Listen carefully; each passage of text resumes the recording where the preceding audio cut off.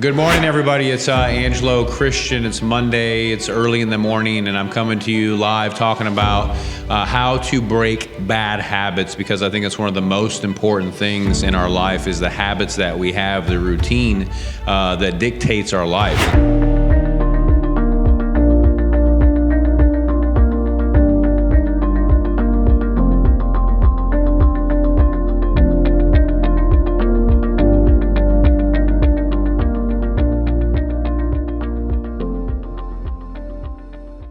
Good morning, everybody. It's Angelo Christian. It's Monday. It's early in the morning, and I'm coming to you live talking about how to break bad habits, because I think it's one of the most important things in our life is the habits that we have, the routine that dictates our life. And so, and I'm, if you know anything about my story, my life, I've had a lot of really bad habits, and if you're not mindful and conscious of your habits, they can actually destroy you and cripple all of your dreams and your goals. And so you have to be really careful about the habits that you've created. And a lot of the habits that we've created in our life are actually unconscious habits.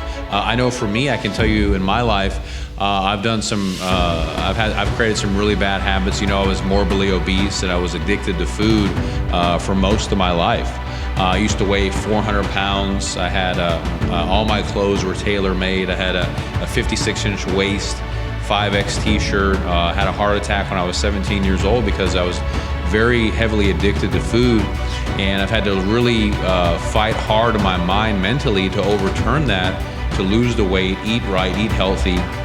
And so if that was my destiny, I would have died a long time ago. So one of the biggest things I want to talk to you about is change and metamorphosis, is transformation, because you're not your past, you're not how you were raised by your parents, you're not born a certain way. You can be whatever you want to be. I know you hear that all the time, but it really is true. You can really do whatever you want. You can have anything that you want, but you can't have everything. And I always talk about that. You can be, an astronaut, but whatever it is that you want, it's going to take a ridiculous amount of hard work. It's not going to just happen overnight.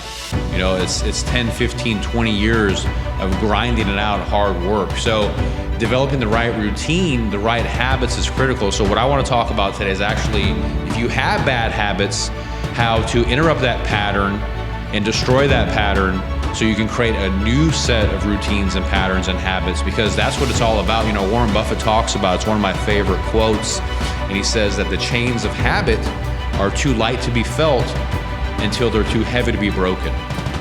The habit is too light to be felt until it's too heavy to be broken, right? And that's what happened with me with my, with my overeating, my addiction to food. I've had other addictions in life before. I have no problem to admit that, because I'm a human being just like you guys are human beings, and you want to destroy those bad habits and overcome them. I used to chew my nails all the time, right? And that was another one of my bad habits. And I'm going to talk to you about how I got rid and destroyed those bad habits, how it might be able to help you, because in the end, it's all about going to the pinnacle, the apex, the highest version of yourself. And the only way you can do that is having the right rituals, the right routine, and being aware of the bad habits that you have, break those, interrupt them, and then sow new patterns, right? So the first thing, like for example, for me, I hit rock bottom. I had a heart attack. I was 17 years old. I couldn't breathe. So I had no choice. I had to change, right? I was bullied in school, beat up every day, very shy, very timid, didn't want to go out. I couldn't even get a girl to look at me because of the way I looked, and I didn't know what to do, right? So my back was against the wall. So the first thing I'll tell you is that you first have to identify what the problem is. What is the problem, right? Whatever that issue is, whether maybe you're an alcoholic, maybe you drink too much, maybe you're smoking, maybe you're gambling too much and it's hurting your family, maybe you're doing drugs, right? Maybe you're hurting somebody, maybe physically, mentally, right? Maybe you're not making enough income and you think that you're stuck at a certain job that you hate. I don't know what the issue is, but you first have to be aware of it, right? That's the first thing. Like in Alcoholics Anonymous, that's the biggest thing they talk about. Awareness is 50% of it. Are you aware, right? Because God gave us a conscious mind to have awareness. You have to be aware. It talks about in the Bible that awareness is godliness, right? So you have to be keen sensory acuity, keen to what's going on. And for me, is, hey man, you're gonna die, man, if you don't change. You can't eat 3 or 4 Big Macs a day and 2 large fries and a whole pizza and donuts and ice cream, all this crap, and then not move. So I wasn't moving a lot. I just sat on my butt playing video games because I didn't have any friends nowhere to play with me. I ate like a pig, right? Everything in my family is all about food. So when that happened to me, I had no choice but to change. So I started to obviously research, how to lose weight, how to get in shape, and I purchased the Bible of modern bodybuilding by Arnold Schwarzenegger, and really started to study bodybuilding and fitness and nutrition, and read that whole book and just became obsessed with Arnold Schwarzenegger. So you have to first identify what the problem is in your life, right? And then you want to find someone, whoever the top person is, whether it's fitness or it's money or success or art or whatever, and you want to study their habits, right? Right. And so that's a very important thing, is find out who the best is and whatever you're trying to do, and study what did they do? What did Arnold Schwarzenegger do to build his body like that? What was he eating? Because in the book it talks about his nutrition, his diet, his routine, his regimen. You see, and I had no reference at the time. You have to have a reference. You have to have a mentor, somebody that you can look up to follow, right? And I didn't have that. My house, my father was a restaurateur. So it was just eat as much as you want and be happy and go relax. I didn't have Arnold Schwarzenegger as my dad. I had my father, and that's what his beliefs were. So after you, and one of the really important things is you have to get leverage on yourself, and you have to stir up that pain to interrupt that pattern, right? For me is I couldn't get a girlfriend. No one would talk to me. I had no friends. I was intimidated and shy, couldn't get a job. And I had severe health problems, and my doctor told me I was gonna die if I didn't change. And I couldn't fit in any clothes. So I had so much leverage, so much pain to change, that my back was against the wall, had no choice, right? So I had to change. Right, and then you have to stir up that pain, get enough leverage on yourself, right, to interrupt those patterns, right, and then you want to find a vision, a new compelling vision of what you can look like, something to look up to, right? I looked at Arnold Schwarzenegger's body. I was amazed what this guy did with his body, right? I said, hey, if that guy can do it, maybe I can try to do something, maybe even remotely, close to it. And it gave me inspiration. So you got to get inspired. You have to have a compelling vision. I talk about that all the time. You have to have a compelling vision of the future, of what you want to do.